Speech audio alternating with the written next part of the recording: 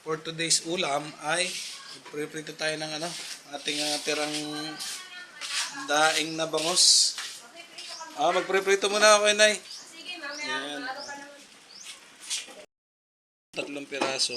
Pagkatapos ay may partner yung gulay. Lulutuin naman ng Inay. Naambiyanan. Ayan. Yan ang aming ulam ngayon, guys. At samahan niyo ako magluto ng ating daing na bangos at ng gulay. Tara!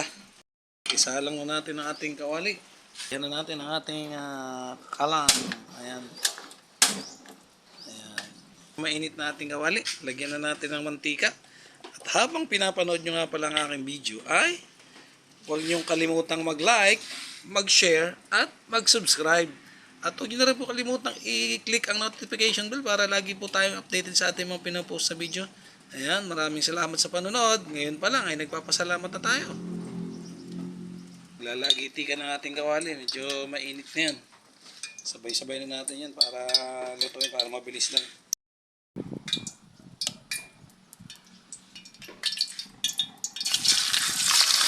Ayan, may extra lagi akong ulam. Ay nagbababad na ako nito. Mahirap pag ganitong naulan. Hirap ng ulam.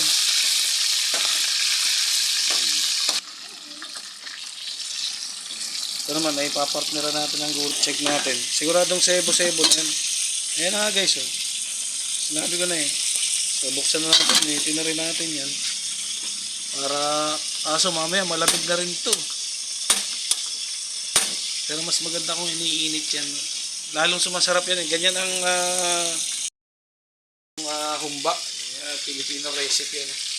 Yan ay habang tumatagal at iniinit mo, ay tuloy naman ang sarap yan. Sigurado yan.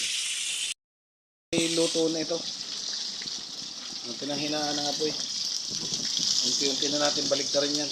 Ating unti-unti nang iangat ito. Iaangat na natin ng kaunti yan. Dahil yan ay mananalsik na mananalsik eh. Yan, nakakapit siya yan. Iaangat lang natin ng kaunti. Pagkatapos pag naangat na natin, hindi mababaligtad na yan. Ganito lang style ng pagluluto niyan. Pero kung non-sticky ang kawali nyo, eh maluwang lutuin yan guys. Diyan, yan. Maganda na. Ayos na. Pero pag ganitong ang kawali nyo dumidikit, yun na pakahirap magluto ng bangus sa ganitong kawali. Talaga naman matatalsikan ng iyong muka. Yan, ayos na yan. Luto na yun guys, yan. Tulad nyo, dumikit mo. Kaya kayo mag-isa nagbibideo, ay napakahirap tanggalin yan. Yan, nakadikit na. Kaya bibitawan muna natin ang ating video at ng ating dalawang kamay magamit. Ayun nga, sa ating pagbabaligtad, inaubos na ang balat. Hindi sumama ang balat, nasarap ang balat niyan. Uyain na, sa'yo maluto na. Luto na yan. Laksan na ulit natin ang ating apple. Yan nga, pagka yan ay luto na yan. Ayos yan. Dahil yan ay parang kinilaw na. Luto na sa suka. Yan, nananalsik na naman yan. Dahil malakas ang ating apple. Yan, may tatang nating ahonin na yan. Ito naman ay luto na sigurado. Yan, napakasarap ng guys. Yung parang malasado lang ang luto. Well fresh naman siya.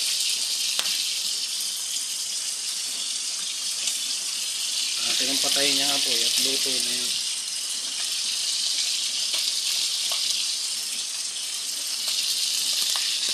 Ayun.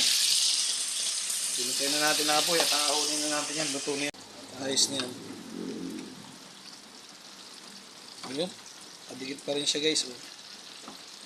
Yan yung mga balat. Oh. Dumikit. Oh. Tanggalan natin ng mantika. Punong-puno na mantika yan eh.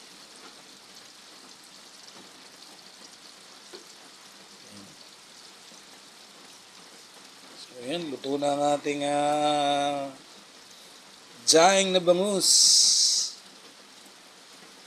Luto na yan. Sunod naman guys, ilalagyan natin ng ano yan. Toyo.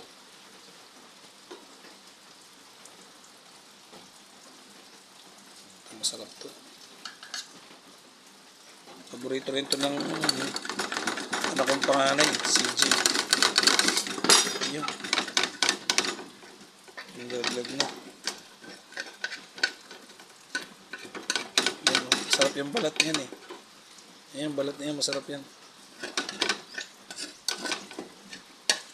Titigisin muna natin yung mantika dyan sa gilid. Para naman maalis yung mga oil niyan.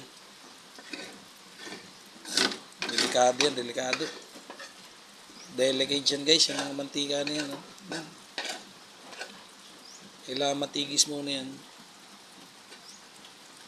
Dahil dyan tayo nakakakuha ng mga sakit-sakit. Sa sobrang daming mantika. Pats.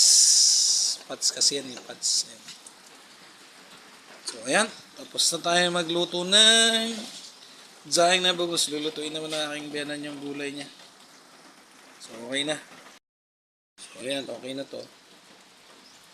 Tigis na mantika niyan. So ayan, luto na yan.